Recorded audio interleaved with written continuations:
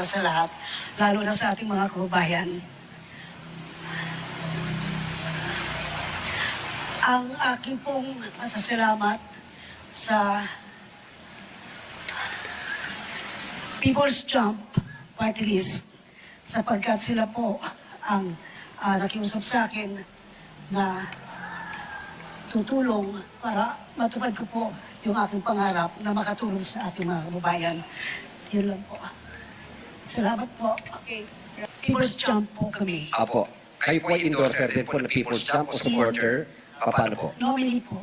Kayo po ay first nominee? Second nominee. Second nominee. Opo. Kung sakasakali po mananalo bilang party list, bilang second nominee, at kung kayo po ipapala rin na mapasama, ano po yung pangunahing gagawin po ninyo sa Kongreso?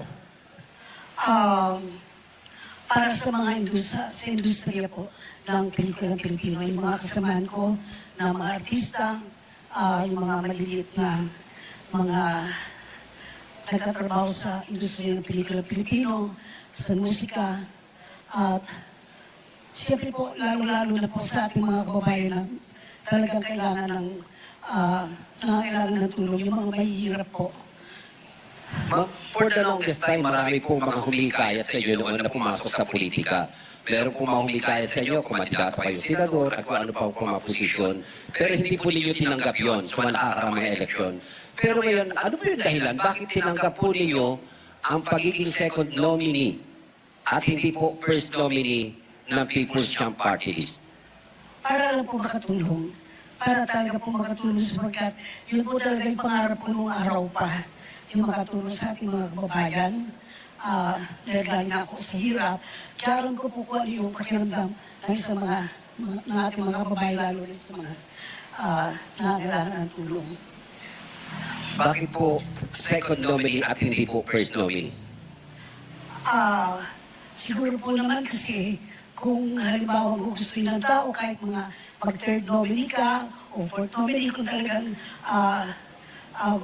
iboboto ka ng tao. Iboboto ka po ng tao. Alam niyo po, bakit po naging second nominee si Ate Guy? Isa man po ang manalo sa amin o dalawa, iisa lang po yan. Pinag-usapan po namin yan at nanumpa kami sa isa't isa. Kung isa man, ako po ang first nominee. At sinabi ko po, kami 10. Isa man ang manalo, lahat kami.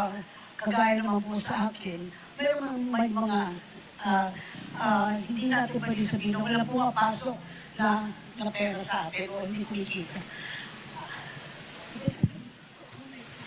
Sa totoo lang gusto namin pagbigyan lahat ng mga questions nyo.